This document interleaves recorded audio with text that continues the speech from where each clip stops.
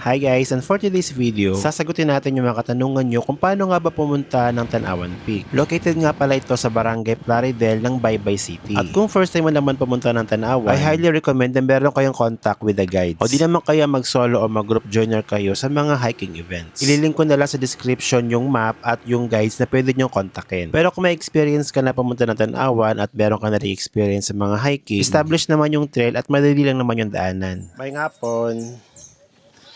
Mulagbok ko, te.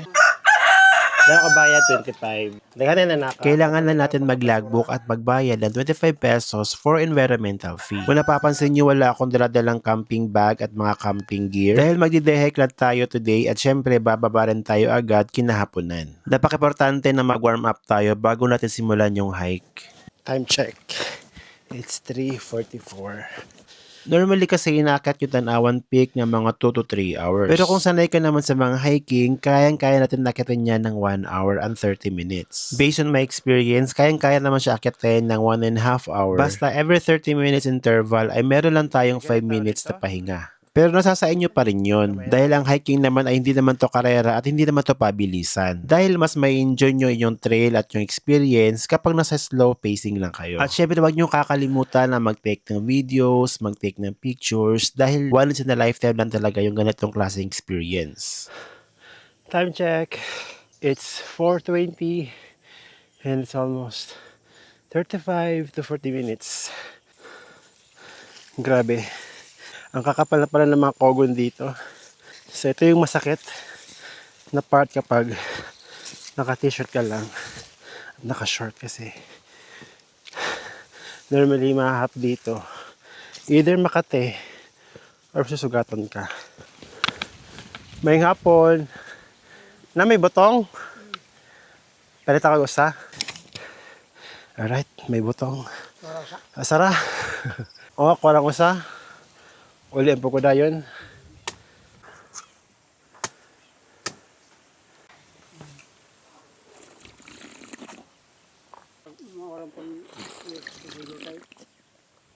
Modyo ka na may lingkuranan. Nay mamalit ina magbarog-barog. Bito kuan mahugmak. Oo. Magdaway-tambay niya. Maibog po lang uban magdaway-tambay, di mapalit na lamang pod. Ayan.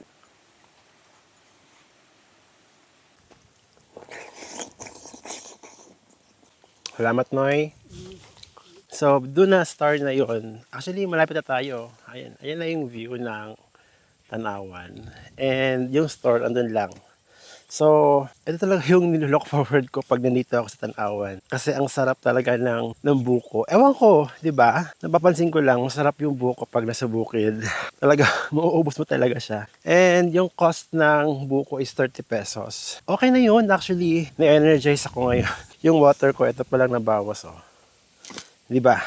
Yung aside sa buko, meron din silang mineral water.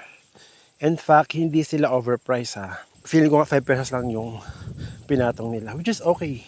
That's the way how we help the locals. Diba? Kasi doon sila kumikita. Pagkatapos yung kumain ng buko sa may tindahan, around 10 minutes paakyat ay matatanaw na natin ang pinaka-tip ng Tanawan Peak. Kung napapansin nyo, yung part na yan, siguro 2 months ago, kalbo yan eh. Kasi nga diba, dahil sa summer, ngayon ang ganda na, no? Ang ganda ng trail. Alam niyo, para sa akin, ito yung magandang season kapag aakyat tayo ng Tanawan Peak. Dahil buhay na buhay ang mga cogon leaves at sobrang green talaga ang makikita natin sa ating paligid. Masarap yung simoy ng hangin at syempre medyo may kalamigan naman yung ating temperatura. Kung wala kayong tent at kulang kayo sa mga camping gear, message nyo lang yung Tanawan dahil meron silang accommodation available, meron silang dirty kitchen at meron ding tindahan sa loob mismo. Tumatanggap din sila ng mga tent kung meron tayong sariling tent kung gusto nyo yung lugar na yan. Ang negative side lang dyan, kapag malakas yung hangin, talagang lilipa rin yung tent natin. Alam nyo guys, at this time, I know wala tayong matatanaw ngayon na sunset, but it's time check, it's 4:50 in the afternoon, and sa ngayon nakikita nyo dito sa lugar ko na nandito tayo ngayon sa Tanawan Peak as you can see, hindi natin makikita yung sunset at this time. Kasi nga, bali medyo cloudy siya. Pero maganda yung clearing kasi kitang-kita natin yung Four Islands, yung bayan ng Inupacan, and yung Plaridel dito mismo. Doon naman, yung Baybay City at yung nasa mga clouds na yan, behind that clouds is yung Mount Pangasugan. But this time, kahit walang sunset, okay lang. Still beautiful. Diba ang ganda? Ayun, yun yung mga rates nila. I don't know kung yun pa rin yung rates nila na 100 pesos per head. And each room, kung hindi ako nagkakamali, kakasya yan ng 4 to 5 persons. Bahala na kayo. Actually, malaki yung pinagbago. Yung accommodations na yan. Kasi meron na silang parang, ayun yung tambayan. Doon may tambayan doon. Parang panoramic style.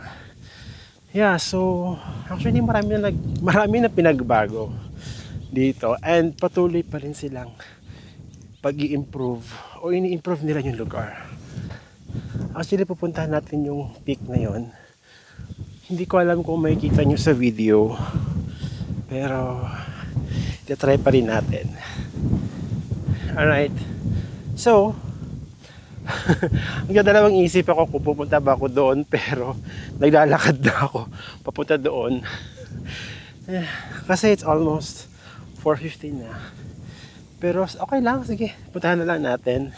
Since I know medyo malayo pero kaya natin nakarin yan for 10 minutes. And tara, puntahan na lang natin. Lapit lang naman eh.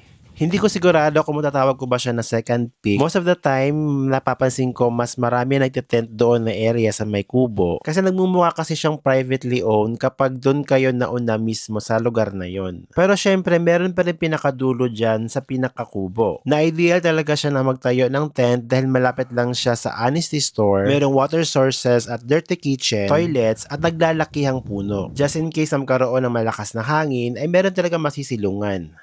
Time check, it's 5:13. Hindi ko na nga napuntahan yung pinaka-honesty store sa likod mismo niya ng kubo na yan dahil meron pa tayong lalakbayin ng mga 5 to 10 minutes. At ayoko ring maabutan ng dilim pababa sa trail dahil wala akong kasabayan pababa at wala akong nakasabayan na nag-day hike. Quick reminder lang, importante na meron kayong dalang headlamp just in case abutin pa rin kayo ng dilim. Kaya always tansyahin nyo yung oras nyo dahil kung nakikita nyo sa video na medyo maliwanag pa yung 5:30 dahil nasa open area pa tayo. Pero kapag dumating na tayo sa mga gubat-gubat doon sa mga ilalim ng puno, medyo madilim na po doon so kailangan po na natin talaga ng headlamp. Kung napapansin nyo po sa video ito ay tumatakbo po ako. Hindi po ako tumatakbo dahil nagmamadali ako sa oras. Gusto ko lang experience yung tinatawag nilang trail running. Parang ganun na rin dahil dumating din ako sa pinakababa ng 6 PM. At masasabi ko talaga na binaba ko lang yung Tanawan Peak ng 30 minutes. Hanggang doon na lang yung ating video. Yun lang. Thank you. Bye!